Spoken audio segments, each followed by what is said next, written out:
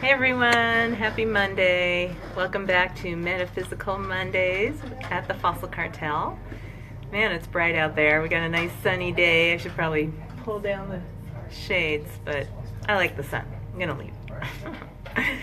So today I'm going to share with you a little bit about crystal grids. You know, they're so popular now. We're selling a lot of them and everybody's really interested in them, so I figured I'd share a little bit about what they are all about in case you don't know. We have 3 more classes coming up. One of them is on self-healing with crystals with Kat Michaels, and that's on May 16th, a Wednesday night. Seating is limited, so we're asking everybody to please pre-register. It's an hour class, and it's $40, and if you want to see what Kat is all about, please go to her website. It's Kat Michaels, KatMichaels.net. She's wonderful. She's a wealth of knowledge and lots of experience, and she has all sorts of healing services, so check out her website when you get a chance. And then we're having a class on crystal grids by the author of this great book called Sacred Grid Therapies, Crystal Healing Treatments. Her name is Bren Simonin, and she's also a wealth of experience and knowledge, and we're really excited to have her give a class on sacred grids. Oh, and you could check out her website at sacredrx, the letters rx.com. So what are crystal grids? So a crystal grid is based on sacred geometry. Here's a good example of a basic crystal grid right here. And by the way, this is the larger one, and we have smaller ones too. And these are made on wood. I think we have some coming in that will be glass as well, plus other types of crystal grids, like one's going to be the flower of life symbol, and the other will be on the moon cycles, and different kinds of grids as well. So it's based on sacred geometry, and what sacred geometry are patterns that are found in nature and in the cosmos. And the idea is that you use it to manifest things in your life that you want to bring in more of, or a specific thing you want to manifest. And so you're basically using the imprint of nature itself, of what created this whole world to begin with. You're using it as well for what you want to create. So it makes a lot of sense. It's pretty logical. Of course, it's a very metaphysical thing, but it's also kind of logical in a way. So you arrange the crystals on the grid in such a way with intention that it will help you manifest what you want to manifest even more so. So, and for all different healing purposes, for like healing, protection, prosperity, love, whatever you want to bring more of into your life.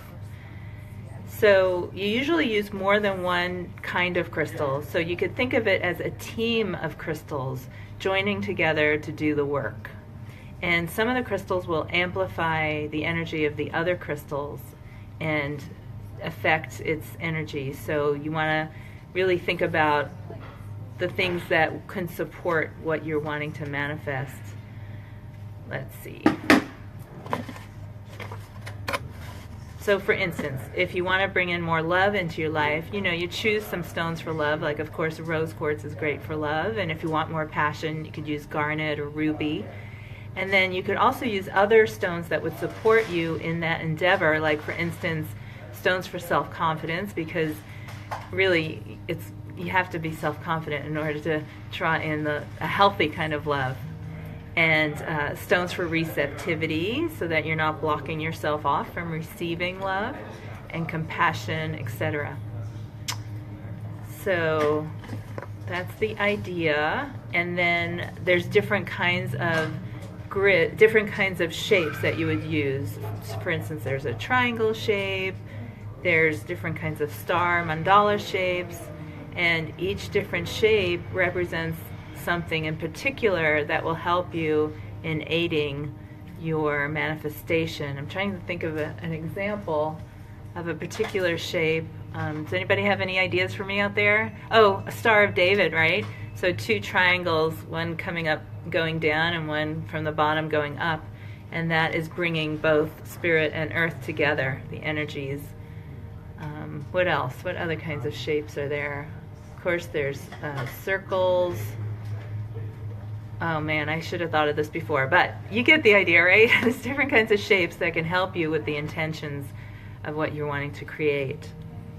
And then also it brings in the numerology into the mix as well, because when you're choosing the stones, you're choosing different numbers of different stones. So if you know anything about numerology, if you don't, you can look it up. But like, for instance, number 2 is for receptivity, 3 is the child, 4 is for foundation.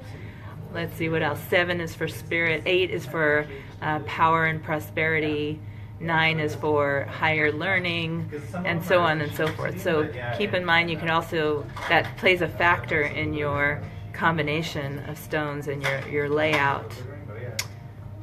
So you're basically harnessing the properties of the energies of the stones, sacred geometry, and numerology, and law of attraction that can broadcast your intention 24/7. So it's a really interesting idea. I'm very much into it myself. I'm going to play with it when I get home, even more so, with more intention than I was before. And I also want to point out that we have these boxes too that have a grid on top, and you can store your crystals and your stones inside the box and then have it really handy so you don't have to go scrambling and have it somewhere else. So this is really handy. These are $30, and the grids themselves, the small one's only $7.50, and the bigger one is $18, and the books are $17.95. And she gives you ideas of different kinds of grids you can lay out with the different shapes.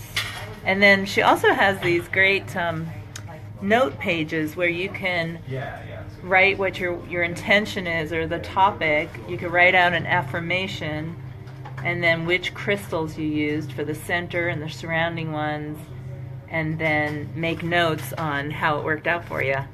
So this is a great little notebook as well as informational.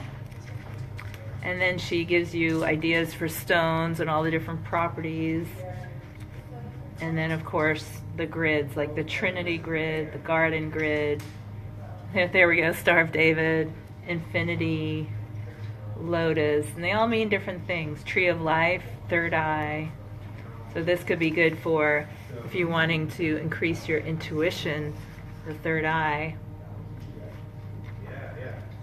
and so on and so forth. So I hope that gives you a little bit of an idea of what crystal grids are all about, and I will post a couple of pictures of some grids that we do up in the comments below. Just give us a couple hours. I'm a little busy, but we'll do that, and let us know if you have any questions. We'd be happy to answer what we can, and I hope some of you can make it to one of the classes.